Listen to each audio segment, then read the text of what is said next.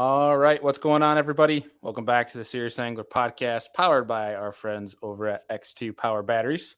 Joined with me is the captain, Mr. Andy Full. Might be half awake, might be half asleep. Nobody knows. You never know what you're getting on a Tuesday Night Live. As always, I shouldn't say as always, because as of the past 2 weeks, it's been just Andy's solo. But I'm here as your host, Bailey Agbrett, and I've been absent for the past couple of weeks. Welcome back. Yeah, it's been a 2-week bender, just nonstop traveling, but it's been good travel. It's not been like go sit in a conference room travel. It's been go sit at a lake or on a boat for 2 weeks travel, which is one of the perks of my job. So I can't complain. Although I will say the downside is our folks like the guests that we're having today, some of them bail on me. You know, we're going to razz our guests a little bit here today for that. But we're also going to learn a lot from them because they call him the dean for a reason over at Bass U. And I'm sure anybody that is listening or watching this, and if they don't, I highly encourage them to tunes into the Bass University, because if they're listening to this, they are stewards or students, we as we call them, of the game, and they should be students of the Bass University. We're going to be talking about fouling fish, off beds and into the post spawn, into that summer pattern. And I'm genuinely intrigued on how that all works, because I think, Andy, we have a good understanding of it up here. But our glacial lakes are very unique in that. And what also is unique is tidal fisheries. So I'm kind of curious how that all works and Pete's perspective on it. Home waters being Chesapeake and being near the Potomac, which went down on the invitationals this past week. Them boys smoked him over there. But dude, it's been 2 weeks since we've been on a show together. We're going to take a few minutes here, catch up. What's the guiding been like? How has Erie been? Has she been putting out? Have you putting out some big bags? What's been going on? It's been fun. It is the post spawn fun. Like, it's pure post spawn right now. Just about all the fish are done spawning. There's still a few around, but I mean, 3 of my last 4 days out, we've had 26-pound bags and 50 to 80 fish in the boat a day. And I don't think we caught many under 4 pounds today. My hands hurt. I'm swollen. My body hurts. It's you're saying this like it's a bad thing. Like you sound depressed. So this is the fun part, is like we finally had wind. Like Lake Erie has been a sheet of glass for like the last 5.5 weeks. So I literally have gone just about every single day for the last 5.5 weeks, and it's finally blown a little bit. And the other day we had like 3 to 5 footers, and ever since then it's been just game on. And then the weird thing was today we could only get them to eat when it was glass calm. As soon as the wind blew, they stopped biting, and which makes no sense with smallmouth. But I feel like once you're in like deep post spawn transitioning into summer pattern and they're feeding, there are no rules. If you find them, they will eat. But if there's like too much current, they kind of get a funk. It was weird. Today, when the wind blew, I could literally watch them on my Mega Live start rising up off the bottom and come up like halfway in the water column. And then after that, they just wouldn't bite. Interesting. Yeah. And I think, why do you think that is? I have something to do with current, because it was an east wind, so I was blowing against the current, and I could see more bait fish rise up. And I should have tried like a spy bait or a Demiki rig. I was just too hard pressed, and it was already 1 o'clock. So we tried to go find fish and catch them on big baits, and that failed. So tomorrow we're going back out deep and hopefully bite again. So did you rig on a Demiki or spy bait this time? I will in the morning, maybe. It's been too much fun drop shotting. Like, I think I've gone through like 7 packs of hooks, like 14 packs of baits in the last 3 days. It's been fun. Yeah. Are you able to dispose of what has been working? Berkeley Max scent flatworm. Like, it's just every color. Yeah, every color they're biting, but it's all based on like sunlight, wind. So throughout the day, we're changing colors to kind of stay ahead of them. And today the hot color was goby and green pumpkin. I'm sure tomorrow will be like brown back and green pumpkin, watermelon, and gobiashi. It's good to have every color in the boat. There are a couple of colors I don't use, but just depends on what bottom structure we're targeting as well on the colors that they're biting. So I have 6 drop shot rods rigged up with like 6 different colored flatworms at the moment, and they're pretty much all firing through the day.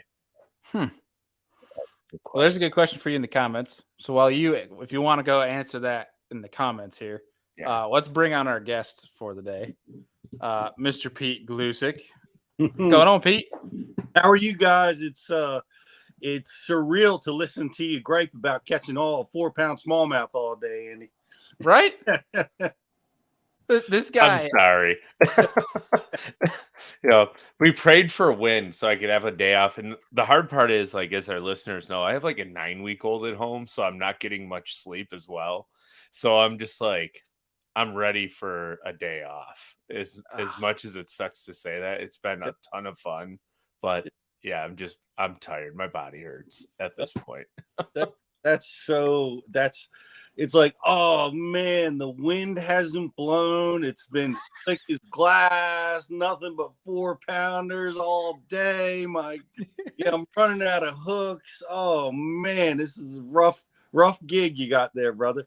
Yeah, I need some more owner cover shots in size 2. If you can find any on the internet, I would greatly appreciate it, because I think I've bought every tackle store out and I'm like out of them. So yeah, it's great.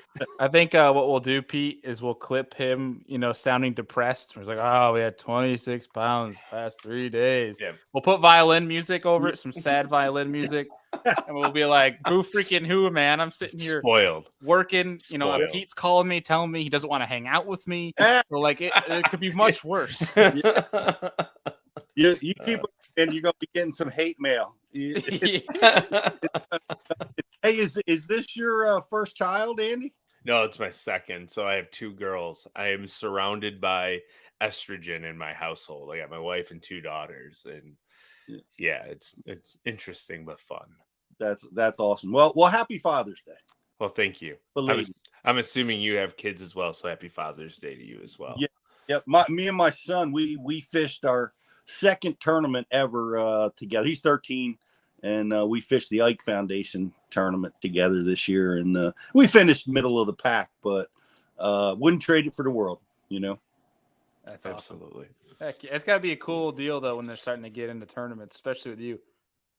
Hey, I love it. We're actually there's Ike also runs a youth tournament circuit, and we're going to participate in that where I'm the captain and he fishes by himself. And for a while there I didn't know what he was going to if he was going to be into it. Of course, as fathers we all hope and pray that our kids love it as much as we do.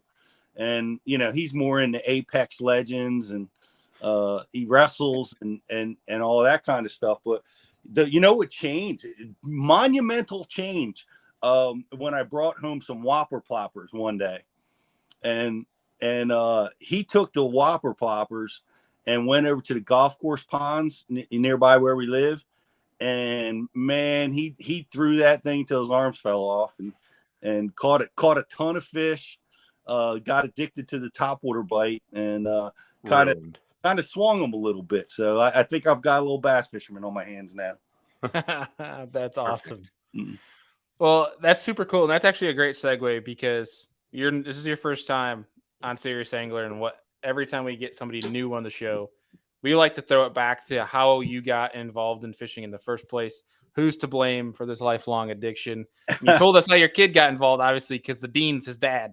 But how did the dean get so addicted to fishing? When did it all start? Man, I get, like most people, my dad, he took me when, I don't even remember when, but he took me when I was 4. We lived in Maryland, right on the banks of the Potomac. I heard you talking about the invitational that's going on down there, but we lived at the back of Mattawoman Creek, nearby the back of Mattawoman Creek, and I never forget, we used to go in the springtime. The yellow perch would come running up that creek, and we'd be out there in March, and just with a little spinning rod and an earthworm, we'd dig the worms in the backyard, and we'd go down there and just catch yellow perch. We wouldn't even eat them, we just caught them, and just had a blast. But ever since then, it's just been a lifelong passion. It took me a lot of years to discover bass. Like we just fished for whatever, like a lot of people that get started. And it wasn't until probably 10 years later that I caught my first bass by accident on a floating Rapala minnow. Like, right, it's everybody's first crankbait, everybody's first artificial, and it was for me too. I just was twitching it on the surface, and I caught a 2.5 pound bass. I thought I struck gold, and I remember that fish like I was yesterday. I was running down the banks, just trying to tell everybody I could find that I just caught this fish, and awesome. I knew I had a problem. I think everybody else around me knew I had a problem right from that moment. Is this kid okay? Oh man, that's pretty good. I was man. Definitely not okay, but yeah, thank you, Dad. And my dad is 85. Check this out. Him and my mother tomorrow celebrate their 65th wedding anniversary. Oh, that's Holy amazing! moly. Congrats to them. Yes, That's huge. It's amazing. That is absolutely amazing, and proud of them. They're still walking every day. Hard to get Dad out fishing these days, but I keep trying, and hopefully I'll get them out fishing one day this summer. That'd be awesome, man. Heck yeah. At least before the old Chesapeake, from what I hear, becomes like catch one fish a week type of deal.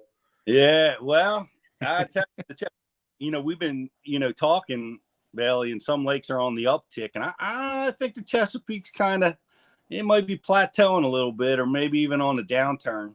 Oh, really? Yeah, no, I mean, nothing dramatic. You still go out there and catch 20 pounds if you can get around them. But heck, 2 years ago at the Ike Foundation, we had like 20 or 30 stringers over 20 pounds in that tournament. This year, I think we had 2 or 3 20 pounds. Yeah, so that's tightening up just a little bit, but that's the way it goes, I mean, lakes go up and down all the time. And when it goes down, it's just a matter of time till it comes back strong. What do you think is a big factor of that swing for the Chesapeake or a tidal fishery? What does it take for those fisheries to come back up, if that makes sense? Yeah, I just think this kind of stuff goes on in our fisheries for a millennium. It's like, something might change, maybe not. It doesn't even have to change. Bait fish populations can swell, and then the predators swell to match, and then they eat up the bait. The bait becomes a little scarce, and the predators take a downturn a little bit. And it's not real dramatic, like they disappear. You just might, instead of catching 20 or 30 fish in a day, maybe you catch 15 now for a few years, and then it starts coming back. On places like the Chesapeake, there's a couple things, and one of which I blame you guys for. That Susquehanna River, we would appreciate it if you would hold the water back a little bit for us. New York State and Pennsylvania, because what happens is in the springtime with the snow melt, and then the spring rains come, and it dumps, millions and millions of gallons of water that come down through the Conowingo Dam, which is at the top of the bay. And when you get those spring floods, the fish, it almost always happens when the fish are wide open in the middle of the spawn. And it'll be in May, and the floodgates open, and it just washes the eggs away, and it wipes out grass beds. And it just, it kind of socks it to them. But it's not a big thing. Like, I know that it's okay to not have a good spawn. It's actually beneficial to fisheries if you have a year or two without a good spawn, because it allows the predators to get bigger. The ones that, are there, there's not as much competition for food, and it can be a good thing. But I think, moreover, on the Chesapeake, the spawn isn't the big thing, in my opinion. It's about the grass. It'll wipe out acres of grass, and the habitat will disappear, and make it a little bit tougher on the predators. And you know, and then you have years where it's a dry spring, and you know they have these blistering spawns, and the bait fish all inhabits the grass. I just think it's an ebb and flow. I've seen it so many times at so many, you know, because I'm 100 years old now, and yeah, you know, I've seen my gosh, on the Chesapeake, if we keep talking about that, I fished a tournament there 30 years ago, and I had 7 pounds and was in the top 5 in that event. And now, oh my gosh, I mean, you got to be sniffing 20 pounds to even, you know, get close to a check. So it has suffered, and it comes and goes, and it's in a little bit of a downturn, and but that's all right. You know, it's too healthy of a fishery to hold it back. Yeah. Yeah, it's super interesting. I mean, we've seen it up here too with like Oneida and such. They go through fish kills, and everyone's like, "Oh God, it's the end of the world." But you know, we were at Oneida 2 weeks ago, and it was as healthy as can be. At least right now, it's probably not where it used to be, but it'll get back.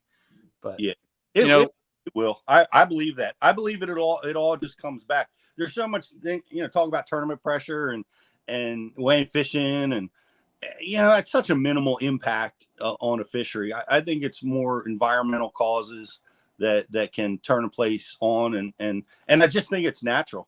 You know, it's natural for populations to go up and down, except for buffalo, which always has a million smallmouth forever. A million smallmouth and many guides complaining about their days in the water.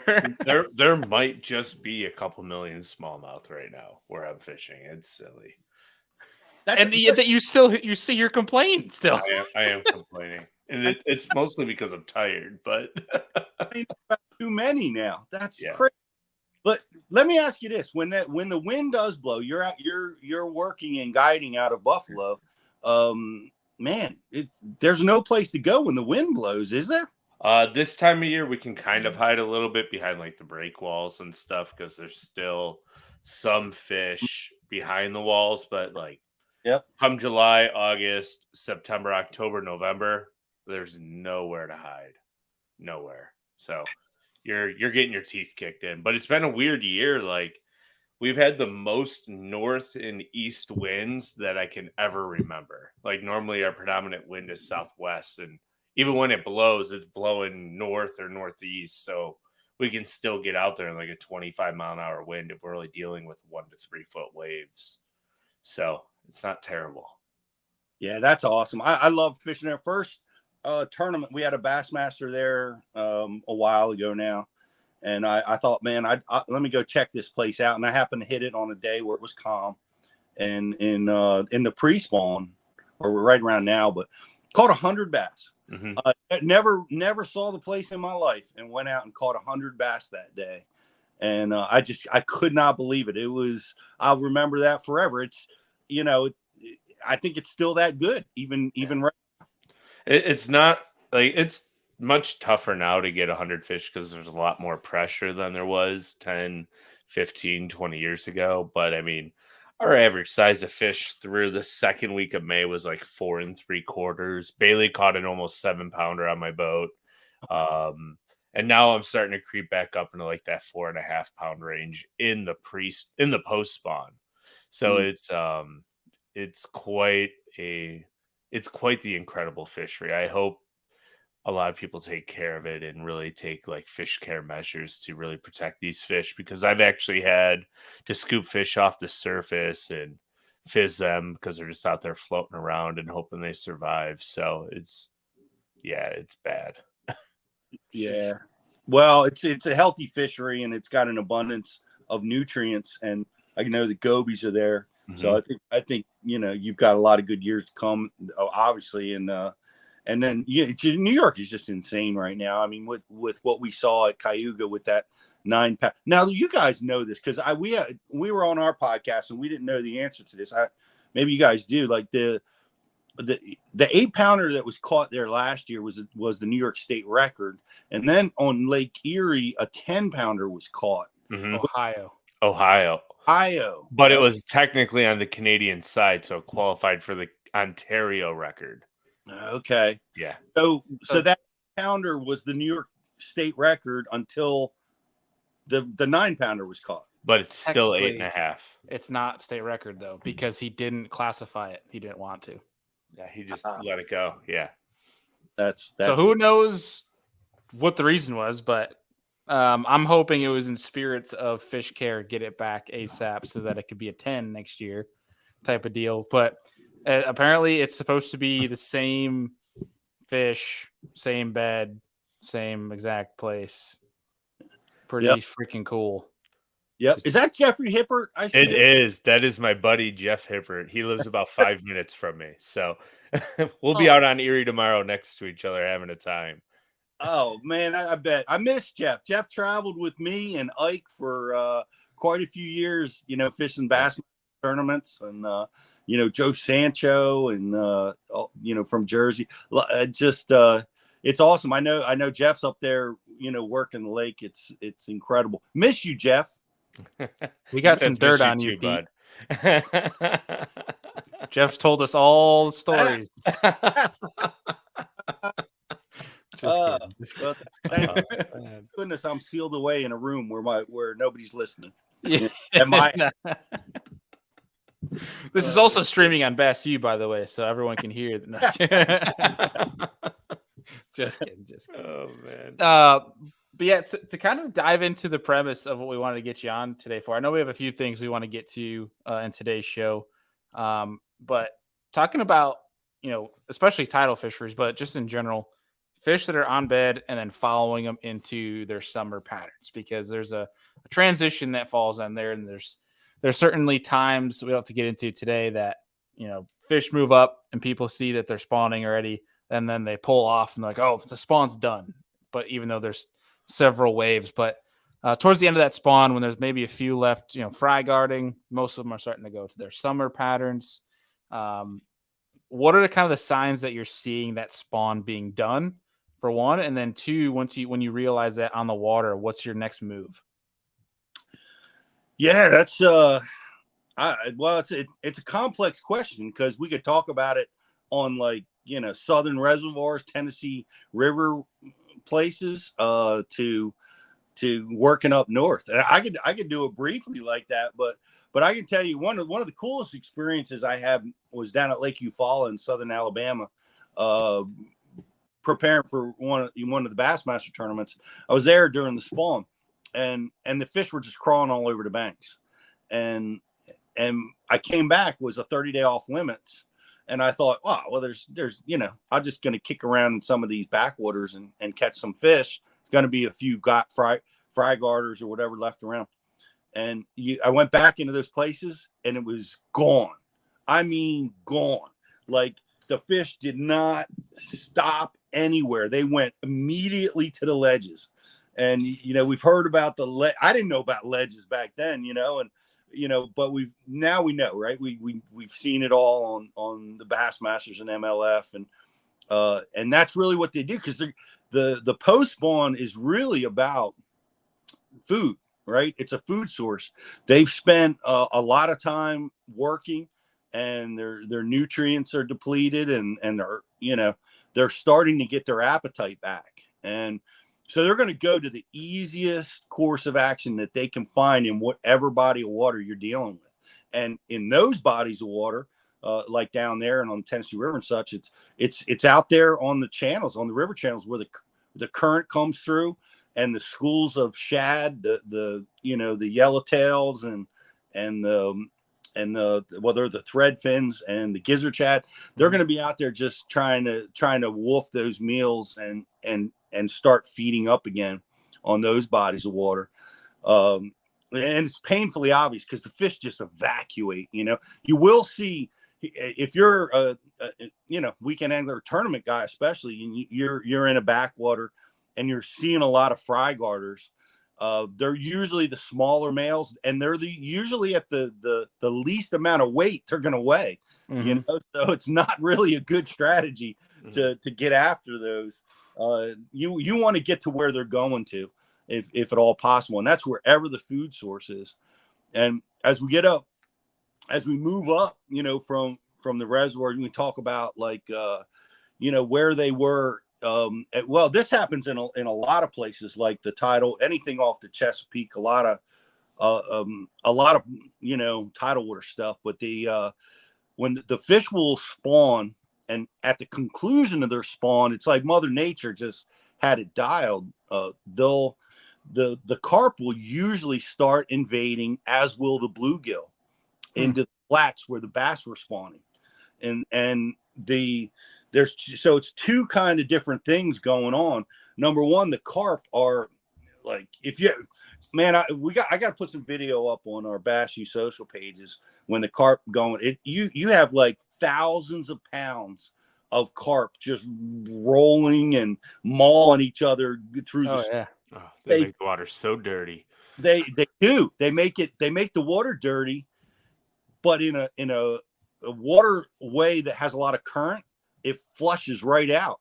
But what the most important thing for the food chain is they're dumping buckets and buckets of eggs, and these eggs are scattered, and they adhere to the grass stalks or whatever's available wherever they're doing it, and it pulls the bait in like crazy.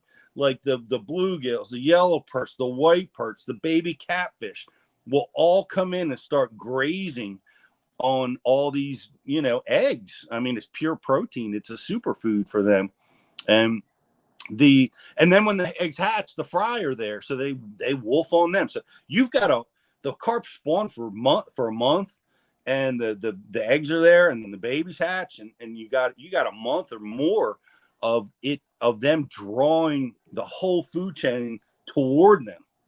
So that will keep, like, even down south, that will keep those fish from going to the ledges, or it'll keep them from doing other things because of that massive food source that's being created here.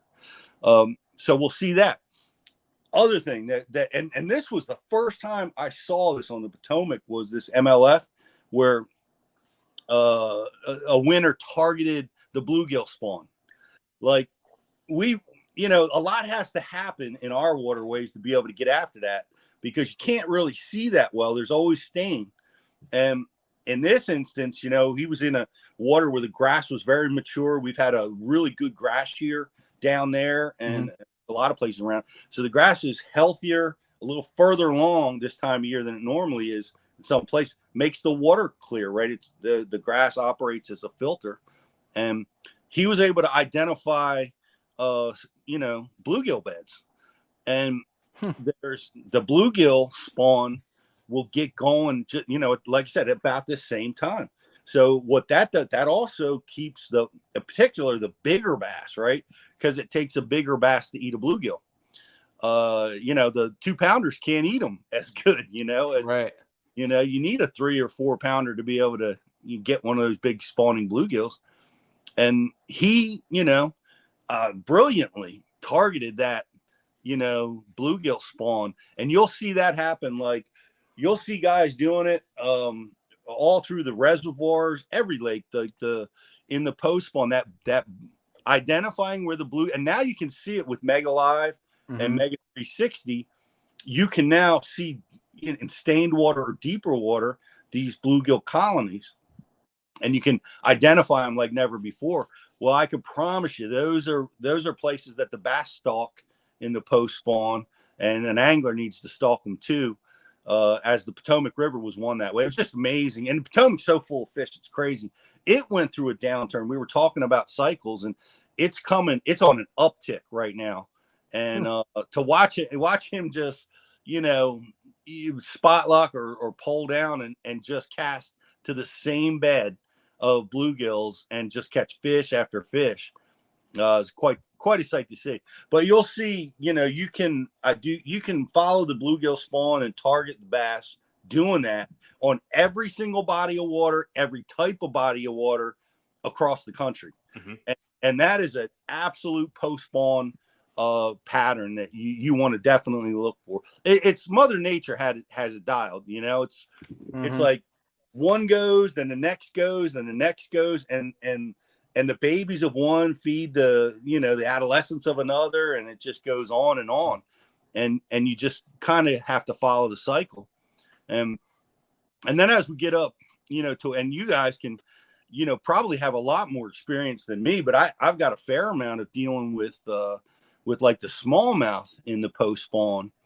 And you know, there are times, and you know, you hear the post spawn funk. It can be tricky, and the fish are kind of, you know, they're beat up. They're in my opinion, they're making that transition in their little brain that they went from not thinking about eating at all to starting to eat, and it seems like it takes a little while, and they get the first crawfish and it's over. They got the feed bag on, you know. They get the first shad and they're back in, but you got to suffer through that little period of it. But what I've seen is once one starts turning into the feed zone, then another one, and then all of a sudden the whole lake's doing it. And these smallmouth they gang up. They can really team up, especially if you have, like, if perch are like the dominant forage, bait fish are the dominant forage that they're working with, they'll really gang up on those suckers. And you'll go from the spawn where, you know, it's all soft plastics, right, targeting the beds and that kind of stuff, to everything in your tackle box is a possibility, from a jerkbait, topwater, drop shot, you know, you name it. It can be anything, and it's a super fun time of year. You know, now goby post spawn fish, it's kind of tricky, and I know there's also something that has really confounded me up on the smallies, is that darn mayfly hatch. That'll mess things up. I am waiting for that to start. It hasn't started yet here in Buffalo. I am like waiting because I get a week period where I can catch them on top water, and it just hasn't happened yet. The water's still too cold. Well, it's crazy though when you see different mayfly hatches, where if you have one that's like smaller, not as insane, it seems like you can catch a lot more fish. Where like last year, Oneida had a mayfly hatch that like made it really hard to catch him. Yeah, because there was like mats, like you could punch mats of mayflies. It was so bad, like it was on forever, and you just see big smallmouth coming up and just slurping them on top, and you couldn't. If you were a fly angler, you were having a heyday probably, but like if not, I mean, there wasn't a way to catch him. I've seen that too, and you know, we've gone down to like microscopic baits, and you know, micro baits, and trying to catch them that way, and you can see the sheens, you know, the just acres and acres of these slicks of mayfly carcasses or shells or whatever they are. Yeah. And I've been out there.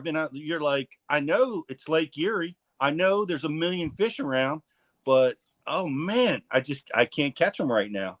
The gobies, I feel like though, Pete, have changed that, because there's a class of fish still that's now, because of the gobies, that are look at the mayflies and they're like, yeah, I could swim 20 feet up there, but I also have this chicken nugget that's swimming right in front of my face, so I'm going to stay down here.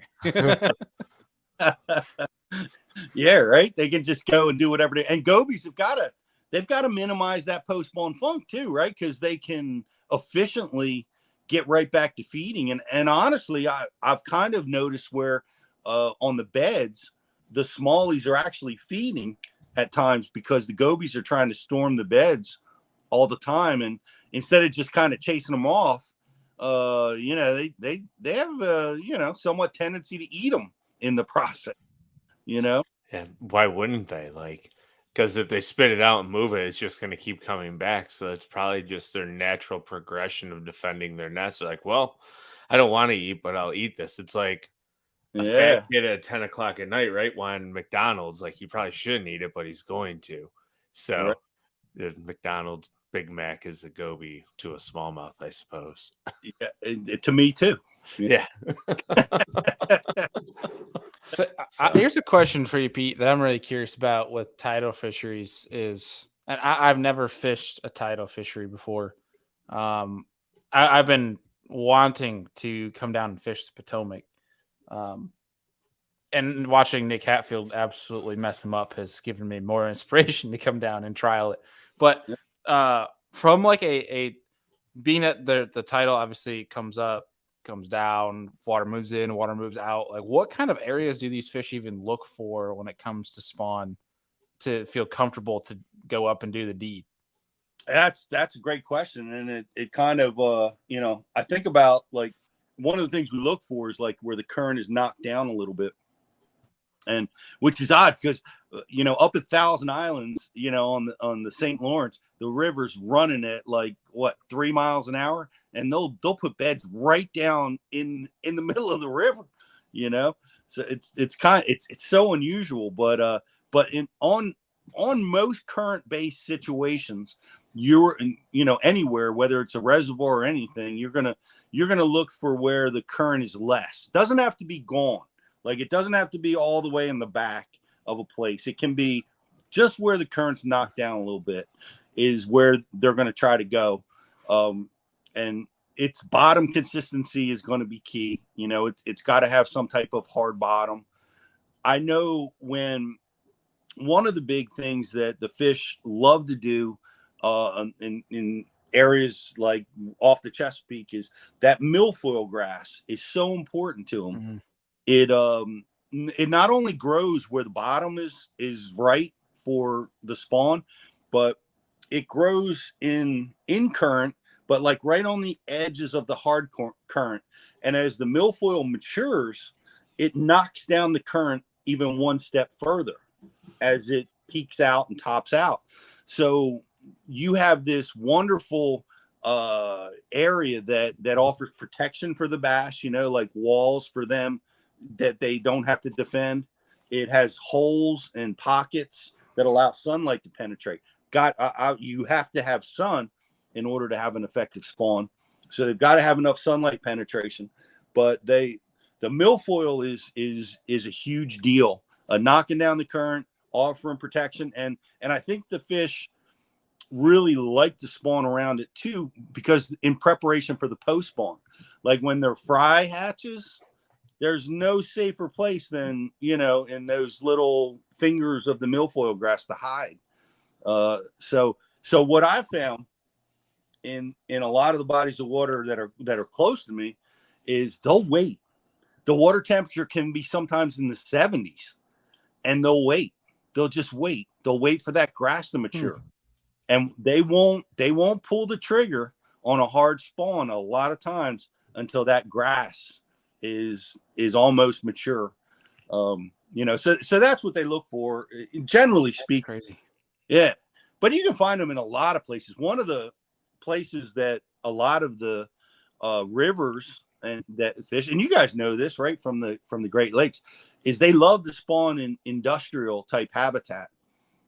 And you can attest to that. Yeah, I bet you can. And I don't have a lot of experience with it on the Great Lakes, but I know every other place that I go, a lot of times the industrial stuff is that like they might have built a cove off of the main current. So you have this, man-made cove, spawning cove, and just giving it all up, Pete. Yeah. and you can take it one step further too at those man-made coves where they have to dock the freighters. One side is dug out super deep, and they have super fast tapering contour lines. So that's where they stage when they pull in, and then there'll be a big flat that's like 2 to 5 foot deep, and it'll just be littered with beds. So it's the perfect habitat. Yes. Well, I'm going to give up some sneaky stuff. Like, here we go. The deeper stuff, right? Because I know exactly what you're talking about. We have it here too. Like the tapered stuff in the back or on the sides. It's shallow and they're going to spawn there.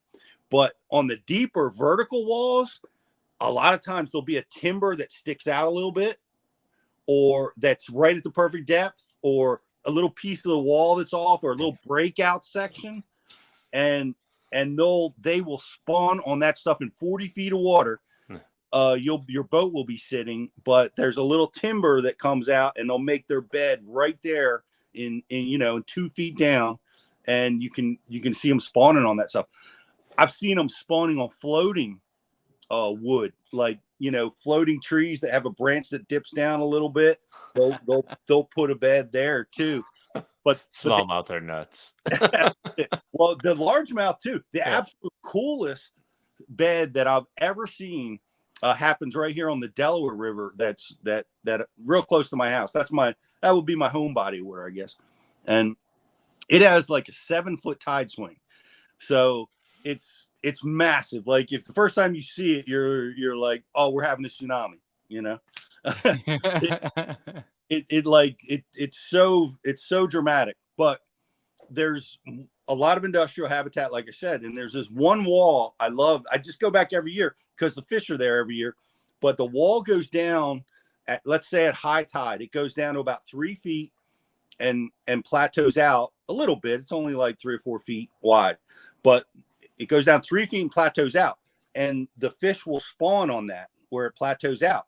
Well, at low tide, that little wall is 3 feet out of the water. It's like, it's craziest thing you ever saw.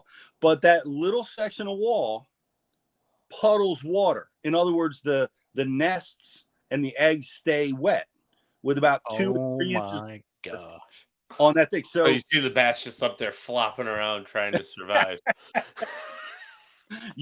That's you would think that, but here's what the bass do. The males, they stay on that nest as the tide drops until the last minute, and then they get off the edge, and then they patrol the edge while the tide drops. And then they just patrol and protect down there. And when the tide comes back up and floods nests, they jump right back up on it. That's wild. Right? Neatest thing I've ever seen. That's super cool. Yep. Their little brains, they actually work a little bit. Yeah. Wow. One thing I'm learning year after year is that you do not have to be in 2 foot of water to find spawning largemouth. They will spawn as long as they have the clarity. They will spawn deep. I caught one in 16 foot spawning this past weekend. Whoa. Yeah. And I only knew it because I saw it in practice. I saw it, and it was, I went back to it on tournament day. It was too windy. I couldn't see it, but I put live on there, and it was basically a barrel out in 16 foot. And I look up, and there's a big blob sitting on top and a little blob sitting on the side. And I knew it because the fish had like a weird scar on the top of its back. I saw it in practice looking down at it because the water is so crystal clear. And ended up catching it in the tournament on Mega Live, fishing a spawner. It was there again. And I catch the male, catch the female, go right back down to there. I'm like, that is nuts. That is crazy. And that's fishing that deep is so cool. Like I know they'll spawn that deep. I know smallies will spawn that deep in fishery. I sometimes don't think it's a successful spawn because the water temperature down there might be in the 50s and the eggs can't hatch too well, or but nonetheless, I've seen them make beds that deep too, especially in the you got the clear water of Lake George, which you guys may have fished a time or two. That's the deepest I've ever seen fish. You do anything, they will get deep. They will get down to 100 feet. The smallies will get sometimes chasing that smelt, and they will spawn super deep. But yeah, that's it. That's interesting that they'll go that deep. I think in the early season, if we're talking about the spawn, I think what happens is obviously the top column or level of the water column heats first, and the bass will come up and spawn dirt shallow earliest, and then as the water temperature warms, you'll see them spawn deeper and deeper and deeper, as the season progresses. And I think we're going to see that on Lake Champlain this week at the Toyota Series, because I think a lot of the early shallow spawners have come up and done their deal, and I think we're gonna see the flogger play a big role in that event. Yeah, I'm sure it's gonna be like mid-lake too, where all the deepest water is. I think you're right. Honestly, I don't know. I haven't been there, but if I had to guess, I would guess those big main lake smallies are going to be the last ones to like clamor to get up to spawn, and they're probably doing that right now. And but the problem with that is like buffalo. It's like trying to nowhere to hide. Nowhere to hide. You try to find a place out of the wind, it's not happening. Good luck to those guys. Yeah. The flogger, it's an interesting one. It's funny watching some of the kayak folk for the Cayuga event this weekend. getting into with floggers and everything. Yeah. And I tried to bum one off of one of my buddies that has one, but I ended up. Listen to this. This is I've done it before and it's worked. This is my redneck flogger. It is a Lowe's bucket that I kicked the bottom out of, and I saran wrapped and duct taped the bottom, so it still works.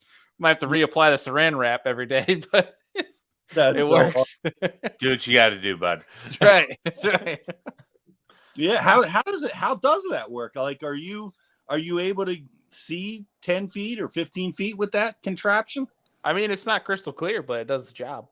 There you go. It breaks up the surface, so it's if there's a bed down there, you're gonna see it. It's either that or I do what I used to do and just put goggles on, put my head in the water. I love it. I love it. You know what? I'm working with Aquaview a lot these days, and that's a lot of I haven't fished a derby during the spawn, and I'm excited to do it. To see the advantages of it. I'm definitely going to be using it because I'm fishing that open up at Thousand Islands, and yeah, is it legal to do that in the open? It is. You can't do it in the tournament, but you can do it at practice. Of course, okay. You're scaring me because now I'm like, man, I'm not sure about the answer to your question. It always used to be that, like, you can't do it during the event, but you can do it at practice. And that's what I thought you meant, was like you're going to fish a derby using that. I know it's legal for practice because I had to check on that too, just to make sure. The Aquaview saves you so much time when you fish deep. Yep. It really does. I mean, like, they're so curious, like smallmouth in particular. Though, and here I'm gonna say this is another crazy story that I probably shouldn't, because I'm planning on using this one, but it's okay. All 5 people probably want to fish in the open that listen to this. Well, we last couple of years I've been vacationing in Thousand Islands. My son's birthday's in August, and August is probably one of the harder months to fish up, there. And but we love it. We like it up there. We love the water and we tube and do all that kind of stuff. But so we're out boating around, and I'm fishing a point, and they're not biting, and I'm not seeing them, so I'm trying to cover water. And Jake asked, he said, "Dad, can I swim?" And I'm like, "Yeah, just jump off the back." And they swim around. I'll throw a float out, and him and his boys they were playing. So I'm continuing to fish down the bank, and they start jumping in. Then they're climbing up the ladder, splashing, cannonballing. And before they started doing that, my hummingbird was just blank. It was just no fish. And they started cannonballing. My entire graph lit up. Like, smallmouth came from miles away to see what in the world was going on. And I started to every drop, bunk, 4-pounder, 3-pounder, 4-pounder. And of course, after I caught 1 or 2, the boys they crawl right back in the boat, sopping wet, and they grab a rod and they drop and they catch one. And then the graph cleans up, and the bites stop, and they went away. So is what you're saying, jumping in again? Yeah, I'll say is what you're saying is your Chesapeake pattern of jumping in the water was on purpose. Clearly, I'm very skilled in this area. Yeah, that's right. I think I remember you saying that. It was either a Bass or an Ike Live, but I remember you telling the story, and I thought that was super intriguing, and it made me think of Rob Matsura, who does a lot of content. He has like some summer cottage on the St. Lawrence, and he swims with the smallmouth, and he's amazed at how many come swim to him. Like, he'll go sit on a rock with a camera, and they will come to him, and they're like intrigued. They're like, "Never seen you down here before. Like, what are you? Are you food? Are you friend? Are you enemy?" I don't think I can fit that in my mouth. That's too tall of a human. But I'll try. Well, that's what we see with the Aquaview, right? You drop the Aquaview down there, and it just pulls them out. It, like, you'll be looking at a place, and you don't see any on your side imaging or your down imaging, and you drift through with that, and all of a sudden they start swimming out to see what in the world's going on. Mm-hmm. So that camera can not only show you the size, but it can show you fish that you didn't know were there, which is that's a pretty important little thing to have, if you want to try to catch a few fish during a derby. So what you're saying is are you gonna purposely fall out during the St. Lawrence just to start making some ruckus? I can well, the only thing that might keep me in the boat is it's July and it's going to be 60 degrees water temperature. Yeah, You could do the cat. What is it? What kind of catfish is it? They do the paddle thing where they start slapping the water. Noodling. No, yeah. Not noodling. That noodling's putting your hand in the hole. I know. Yeah, that big slapping thing they hit. Yeah, I got to get one of those. I mean, it might work. It might work. I'm going to give it a go. This goes against the theory of being quiet while on the boat. You might as well start like playing loud music, jumping up and down just to see what happens. Just your drop shot weight is just a speaker. Like it's just. You guys feeling Tupac today? You're feeling some country. Like we're country bass up here. Yeah, that's right. We're not coming around for any of that nonsense. That's funny. Who knows? I don't think we figured it out yet, man. But it's that experience. It taught me that, oh man, there's something more to it, because we know the hydrowave changes things and it can move fish and change their behaviors. The AquaView, we've seen that. Throwing your 12-year-old son in the lake, that changes behaviors. Scuba diving with them changes it. I don't know. Who knows what we're gonna figure out. We got a funny comment here from T1D Steve that says, Pete, just tell your co he has to take one for the team. Bravo. Just have them swim around the boat. Just do laps. No gas money needed today, as long as you go swim every 30 minutes. So what Pete, what do I need for tomorrow? Bring your swim trunks, your goggles. Yeah. Could you imagine? What? Change of clothes. You'll be That's right. I got the rest. In a great spirit, because the water's gonna be cold. Yeah, that's good. Definitely. But I can't wait. I love fishing up north. I love it so much. And I don't get near enough time to do it, and I'm so close. My gosh, from a Cayuga, I'm 5 hours maybe. And I only, been up there a few times. And, I love Thousand Islands. Champlain, of course, has always been my favorite. And, man, I just love fishing up there. And this time of year is just, man, it's the best. So, it is beautiful. One, beautiful country, but then two, really dumb fish that we love. Love that place too, man. It is unreal. I feel like it gets more pressure every year, and it still just puts out. It doesn't even matter. Champlain, St. Lawrence, like that whole region is just incredible. There's so many small little Adirondack lakes there too that are amazing fisheries. I bet that I've never been, but I know I've been to Champlain on a Saturday in July, and I'm the only bass boat in the parking lot. And it's wild, right?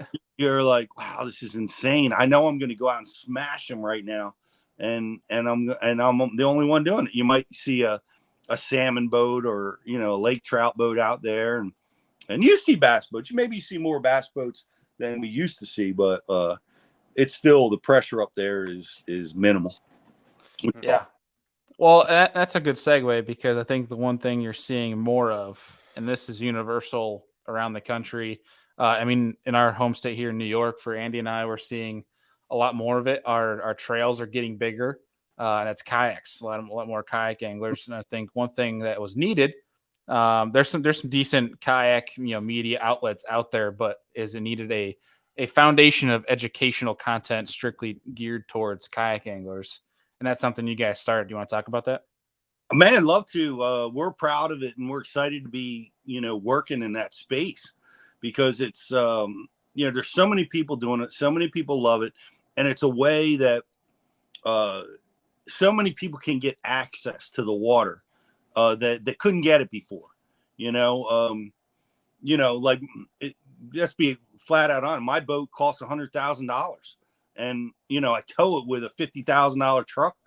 And, that's a high price point, when you're maybe just getting out of college or high school, or you're a family man and you want to fish.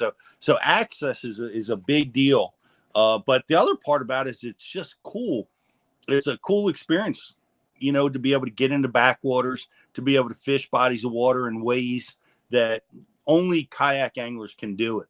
An experience that I can't have out of my bass boat, I try, I burn up a lot of gel coat and lower units trying. Yeah. So we're excited about it. We've launched, Kayak Bass University, where we're working with Ryan Lambert and Jody Queen and Greg DePalma. Ike's doing some training for us, and many, many others. We're taking on training the Bass University style, where we work with the best kayak anglers around, and we want them to be our teachers. We want those to be the influencers, teaching people how to fish and how to catch them.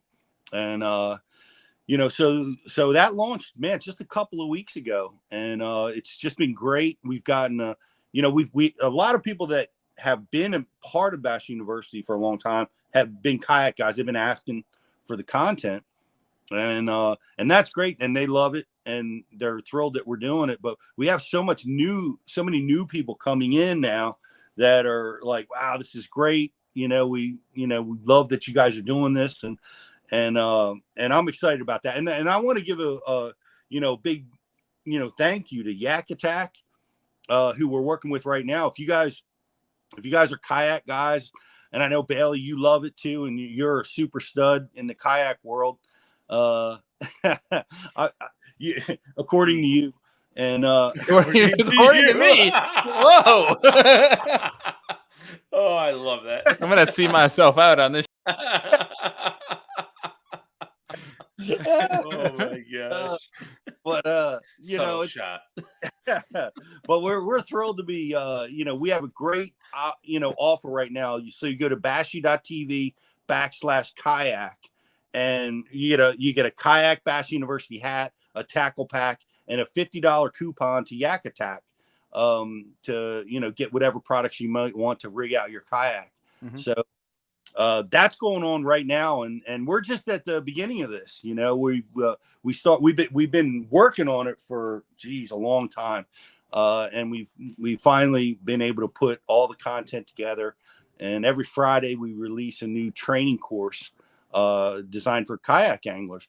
One of the guys, like Greg DePalma's seminar on lipless crankbaits comes to mind, because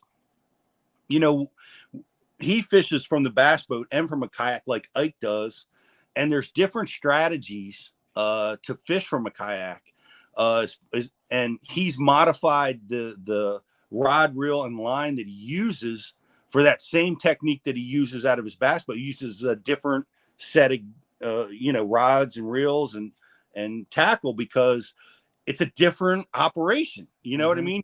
You're different angles. Different angles. You're victimized by the wind and the current a lot harder out of a kayak. So you have to be able to make those baits do what you want them to do, and apply pressure to the fish in a way that out of a kayak that is different from the way that maybe I do it out of my bass boat.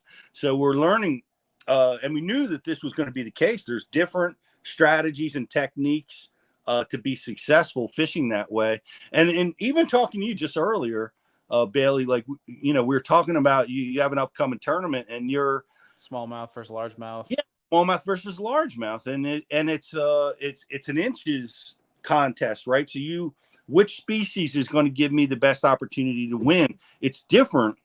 Like for us, it's weight oriented. So those big fat blimps, smallmouth, doesn't matter if they're 18 inches. It doesn't matter. They can be to 12 inches, but they weigh 5 pounds. Well, that's perfect. Oh, I want to see a 12-inch 5-pounder. All right. I've seen a 16 4.25, which is just ridiculous, but that's awesome. Yeah. They look like big fat bluegills. Yeah. Yeah. It's just it's a balloon with fins. Well, we're excited. It's available right now. We have new releases every week. So guy, if you're a kayak guy, man, go check it out.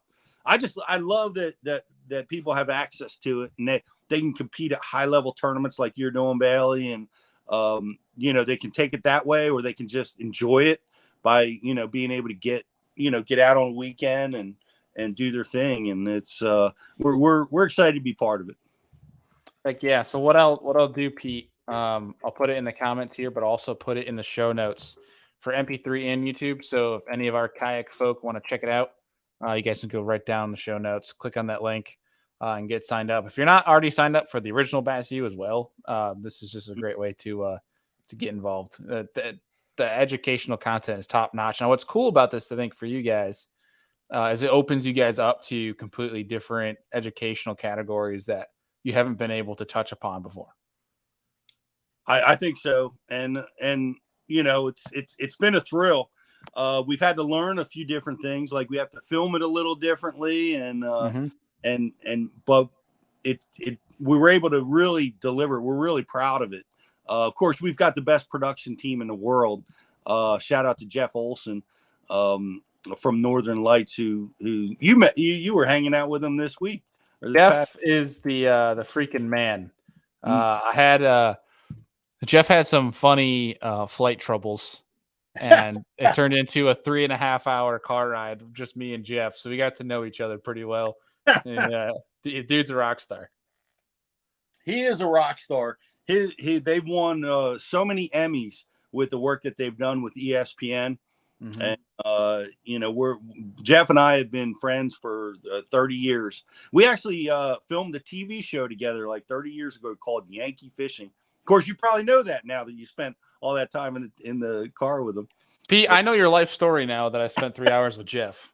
Come on, Jeff, take it easy, man. He's a never-ending book, is what you're saying on the Dean stories. Never ends. Yeah, well, yeah, that's awesome. If you dig deep enough, you'll find some interesting stuff. But we'll just have to get Jeff on here, and he'll tell us some interesting stories. Oh my Lord, getting him on a podcast, I think, I don't know, I might have to move. I think that calls for an Ike Live, Pete. You got to get Jeff down there. Oh, I know it. You know, he's got some really cool stories too, because he's filmed so much around the pro athletes. You know, so many of Jeff and Jeff. You could get Hipper and Olson. Yeah, that would be a big deal. That'd be a fun surprise guest for Ike. Yeah. Well, I think Jeff. I hope Jeff. Maybe Jeff will come out. I'm excited for Ike's Hall of Fame induction, which is going to take place in a couple months, I guess. Maybe Jeff will come down for that, and we can have some kind of Ike Live event out there in Missouri or wherever the heck that thing is. You got to. Yeah. Well, Pete, super appreciate you taking the time out to drop some knowledge and some nuggets on us. Always appreciate it. And two, super cool deal with the Kayak Bass U. I know you've had a lot, like you said yourself, a lot of people have been asking for it, but I think it's been much needed, especially in the kayak side of the industry. And I'm excited to see what you guys are going to be putting forth here soon. But Andy, you got anything else left for Pete before we hit him with the last question? Oh, let's just hit him with the last one because it's the best one. All right. So so we started the show talking about throwing it back because you're new to the show. We also have a question that we like to sign off with for everybody that's new. And so that is, if you could select 3 different individuals, have a steak and a beer, pick their brain. They don't have to be fishing industry. They could be alive 1,000 years ago or be alive now. It doesn't matter. It could be anybody. Any 3 individuals, steak and a beer. Who are you going to invite? Oh man, that's a heavy question, man. Loaded. It is. I'm gonna. Man.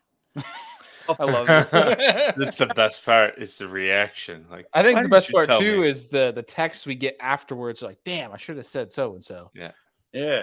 I don't know. There's a couple. I'm automatically, when you start asking me that question, I thought, oh, we're going in the fishing realm, and I thought of who would I most like to do that with in the fishing world, and I just two names popped into my. Well, there's really 3. Roland Martin's one, but I've done that, and he's amazing, and I love Roland and Scott, and they're awesome. But one that I've never sat down with that that I have admired my whole career is the general, Larry Nixon. Oh man. Yeah, he's accomplished so much. He's won so much. He's done it his way. And, he's a unique personality, an easy guy to, like, I know him casually. He's an easy guy to know. And he, in the fishing industry, I think he would be a big pick for me. Gosh, I don't know. Modern times, I'm a Joe Rogan guy, man. Yes. He's awesome. He's into MMA, and I wrestled when I was in high school and college, and he's so interesting. He would be a ball. And I'm thinking historical. I have no idea who I'm going to say here. I know who I'm going to say because I just used them today, and he's awesome. Is Ben Franklin. I use the Benjamin Franklin decision-making process every day. What's that? It's simple. It's like when you have to make a hard, complex decision, you just simply take a piece of paper and you write the pros on one side and the cons on the other, and whichever is the bigger list, that's the way you go. And so you have little pieces of paper on the water, like when you go into spot to spot, do you just write your pros and cons? I probably do that on the water, but I do it in business constantly. And he was a brilliant guy, quite the ladies' man like myself. And, he's, there you go. Gosh, what a weird group of guys, man. That would be interesting. That'd be an intriguing trio. What would Ben Franklin do? That's incredible. Yeah. I love it. But Pete, appreciate it, man. This has been a lot of fun. We'll definitely have to do it again. Yeah. Keep up the great work over at Bass U. We're all fans, and I'm sure everyone else listening is fans. And if they're not, they need to be. But seriously, appreciate the time, and we'll talk to you real soon. If you don't bail on me again. Yeah, I appreciate that. If you guys could go back and edit out the jumping in the water part, that'd be awesome. But no, it's awesome. Andy, it's great hanging out with you. Enjoyed it very much. Get some much needed rest. I hope the wind blows tomorrow for you. I'm going to record all the conversations with Jeff of all the juice he's going to spill on you tomorrow. No. We're going to title this Pete Gluszek Juice for Bassmaster Open. Perfect. Because Jeff was always straight. He would always be the guy that wouldn't get too deep into trouble. And I'm a little concerned that maybe I wasn't that guy back then. So have some dirt that I don't want to think about, right? That's awesome. His secrets are safe with me if he wants to tell me. So, hey, thanks so much, guys. Jeff, thank you, buddy. I hope to catch up with you out at the Hall of Fame deal. Heck yeah. Well, Pete, appreciate it, man. We'll talk to you soon. All right, guys. We'll see you now. See you, Pete. That was good. Yes. I feel like that calls for like a roast Pete episode. Is he still on here in the queue? Oh, no, he's gone. That would be a good one. I'll get a text. Surprise roast Pete episode. Yeah, that needs to be an Ike Live though. That couldn't live here. But super cool how this industry intertwines. Where we think fishing's this huge thing, and fishing as a whole is big. Fishing as a whole is this, and then bass fishing is this, and then tournament fishing is little tiny piece of it, and then kayak fishing is like this. Yeah, kayak fishing is like the size of bass's brains. It's very tiny, but it's cool to watch it all come full circle. Like with our buddy Jeff Hippert, traveling with Ike and all that. It's Ike and Pete, and it's cool how it all comes around full circle. But that was a really good show with Pete. But Andy, you got anything coming up that the folks need to know about? Not really, just more smallmouth trips, which I'm not complaining about. I just here we go. Complain. No, I'm excited to get back on the water tomorrow morning. I've been leaving my house about 5 a.m. every day, and we're probably gonna go catch another 50 to 80 fish tomorrow, and it's gonna be fun. You boo freaking who, Andy? I think full disclosure, I think I'm literally going to make sure this episode's all good to go and I'm going to get in the truck and head to Kayak, my campsite, right after this tonight. Hey, drive safe. Yeah, we got an early morning. We got to go figure out some stuff on the. It's nice that they're on what I like to call my home lake. Anyway, spent the most time on, I think. But it's gonna be interesting this week. It really is, because I'm not going to dispose of any more information, but it's going to be interesting. Yeah. And then when you get back, we'll have to figure out some time in July to actually go fishing. Yeah, we do need to do that. We do need to do that. But again, great episode with Pete. What I'll say too is my videos for Be the Fish, my personal YouTube channel, are finally coming back tomorrow. It's been a couple of weeks with no videos, been way too dang busy. So folks that are subscribed can look forward to that. But we also we forgot to ask Pete his top 3 post spawn baits, like when they're in the post spawn trying to figure out fish. So I will actually now throw that to you. Oh, I know what you're gonna say. Smallmouth. We know you're smallmouth. Okay. Largemouth wise, like immediate post spawn 3 baits you're gonna throw.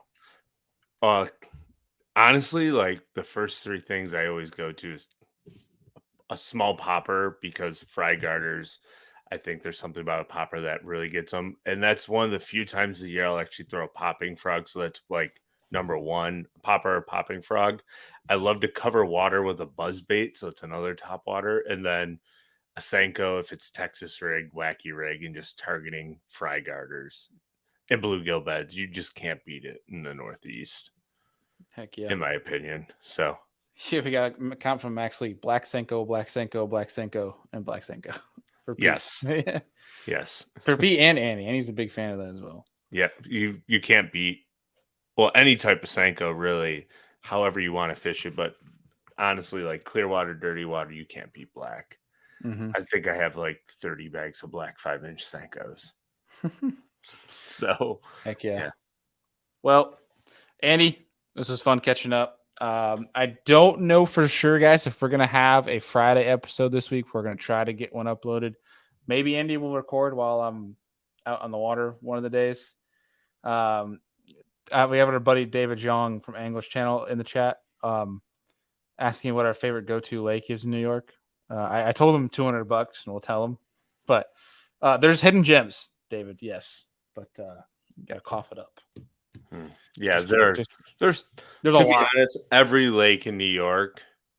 Throw a dart, you'll catch some fish. They all most of them set up similar, but they're all different in their own way, and almost all of them have big fish to be had. Yeah.